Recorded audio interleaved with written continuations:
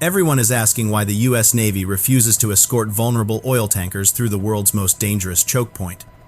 But they are actively asking the completely wrong question about this massive and complex geopolitical global energy crisis.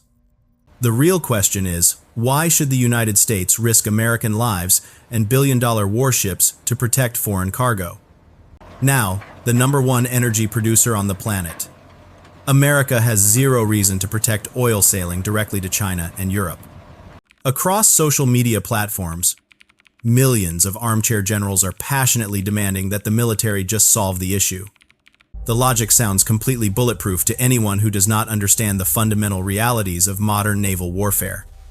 Just park a spectacular $2.5 billion Aegis destroyer right next to each massive supertanker in the transit.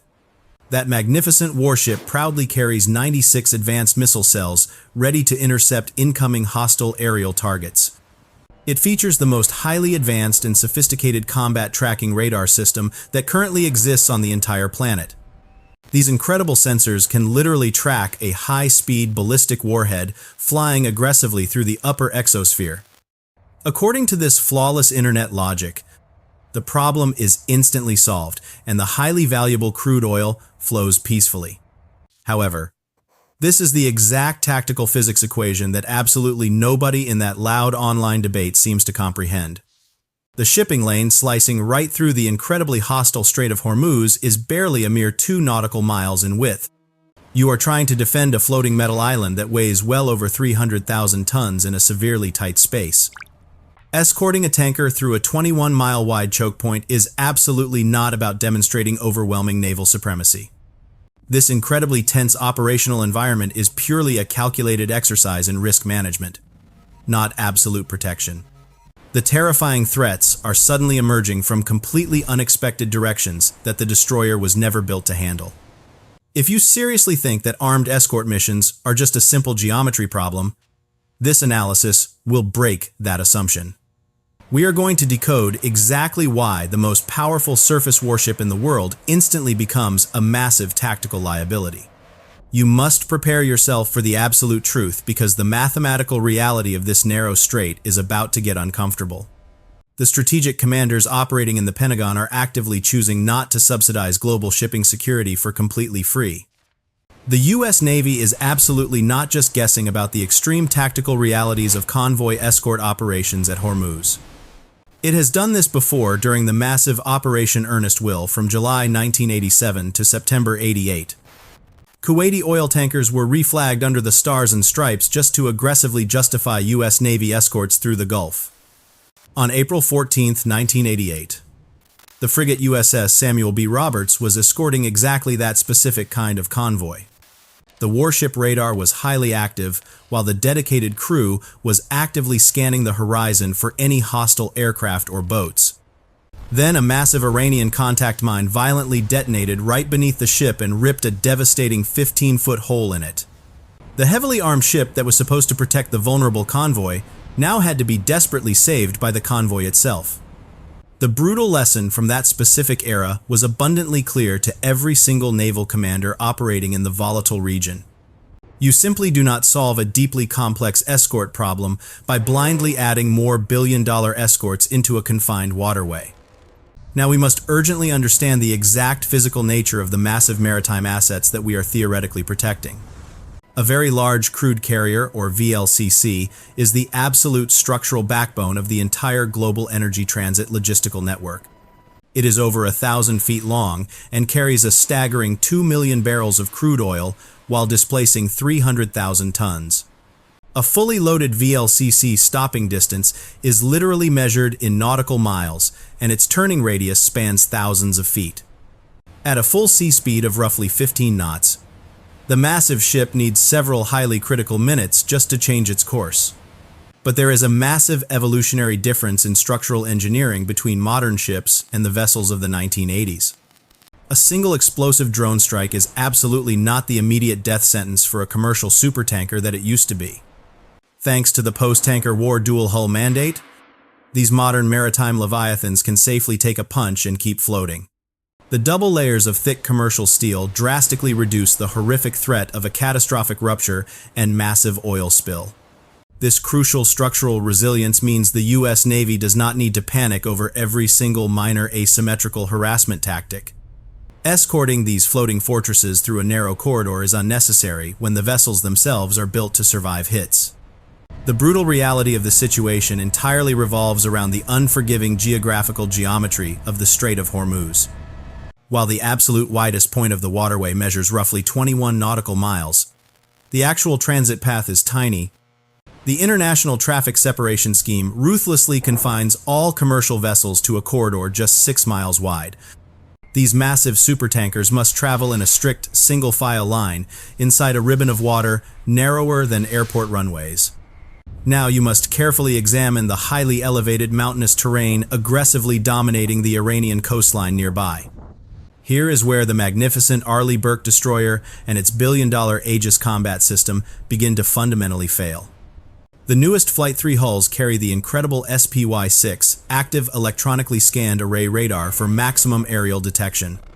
These brilliant tracking sensors can instantly detect and engage multiple hostile aerial targets at truly enormous distances. But every single person desperately demanding escorts fundamentally misunderstands how microwave radar energy actually works. Radar beams unconditionally obey the strict laws of physics and travel in a perfectly straight line across the combat environment. These highly advanced invisible electromagnetic waves simply cannot magically bend around massive mountains or steep ridgelines. If any solid physical object stands firmly between the emitting antenna and the hostile target, the tracking beam abruptly stops. This dramatic physical obstruction creates a deadly radar shadow where absolutely nothing exists as far as the sensor is concerned. On the vast open ocean, where there are zero physical obstructions blocking the far horizon, the powerful radar easily sees everything.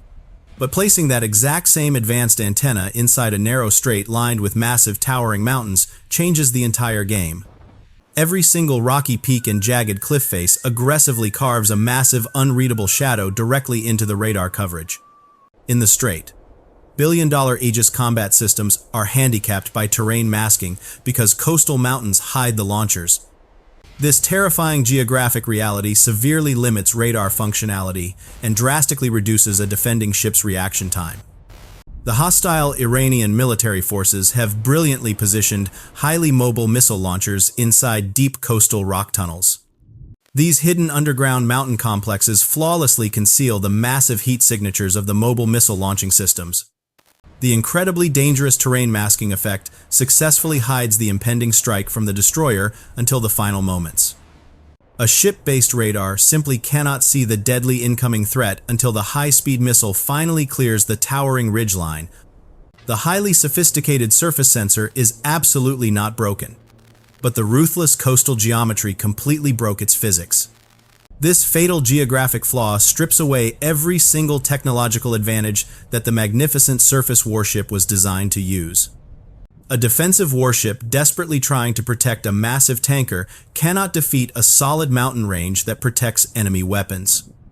But here is the exact geopolitical and tactical blind spot that the original viral analysis completely and utterly missed. The incredibly powerful U.S. Navy absolutely does not fight its massive naval engagements on a purely two-dimensional flat surface. They relentlessly dominate the critical third dimension using high-flying radar aircraft and advanced reconnaissance drones. A massively capable airborne warning and control system soaring high above the majestic mountains easily defeats terrain masking.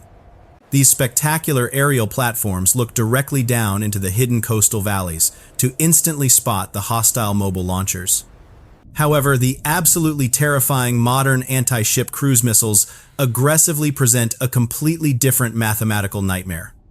Older tactical weapons desperately require continuous radar guidance from the vulnerable launch platform to precisely find their targets.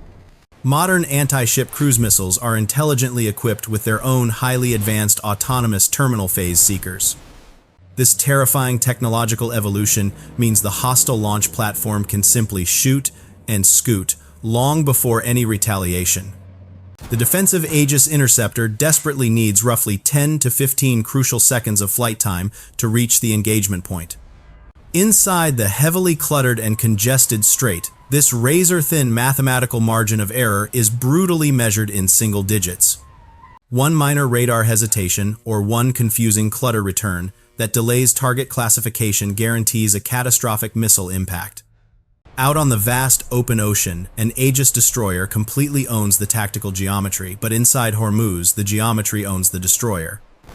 Imagine escorting an 18-wheeler fuel tanker through a narrow alley while snipers are heavily positioned on the high rooftops. You are driving a heavily armored SUV alongside the vulnerable tanker, but you absolutely cannot physically block a bullet for it. You cannot make the massive commercial vehicle drive any faster or magically turn out of the way of the highly destructive incoming fire. Inside the highly congested strait, the defending radar must furiously process massive amounts of confusing clutter bouncing off canyon walls. The highly sophisticated tracking system struggles to instantly distinguish between a deadly missile and dozens of innocent commercial ships. In the open ocean, the lack of physical obstructions keeps the crucial classification clutter absolutely minimal for the defending destroyer. But inside the deadly choke point, the massive terrain reflections violently mask the approach and collapse detection range to a few miles. Iran is absolutely not trying to violently sink every single commercial ship that bravely attempts to transit through the dangerous waterway. They are brilliantly employing a cheap and incredibly effective strategic area denial doctrine to ruthlessly manipulate global maritime fear. This calculated psychological warfare successfully drives up international insurance premiums without ever having to fire a single shot. Every single vulnerable tanker transiting Hormuz is essentially a massive static target moving at a desperately slow walking pace right now. The incredible tactical geometry designed to give the spectacular Aegis system a massive advantage in open water becomes a deadly liability. The U.S. Navy carefully analyzed this brutal escort equation and reached the exact same conclusion as it did in 1988. You simply do not solve a highly dangerous strait by foolishly attempting to aggressively defend vulnerable civilian targets inside it. The ultimate shift in modern American naval doctrine moves aggressively from static escort to the ruthless, systematic elimination of threats. You permanently solve the crisis by actively destroying the hidden missile launchers that fundamentally make the entire region so dangerous. The massive supertanker is absolutely not the innocent victim of this global conflict because it is actually the core reason for it. The terrifying physical geometry of the narrow choke point completely made defensive naval escort operations mathematically impossible. The U.S. military will definitely never risk a spectacular billion-dollar destroyer simply to protect massive foreign economic investments. The strategic math is incredibly simple because America heavily assumes 100% of the intensely dangerous active military risk. This happens while competing nations like China and European allies conveniently reap all the incredibly massive worldwide economic rewards. I genuinely want to ask you if the U.S. Navy should continue acting as the entirely unpaid security guard for massive global ocean shipping.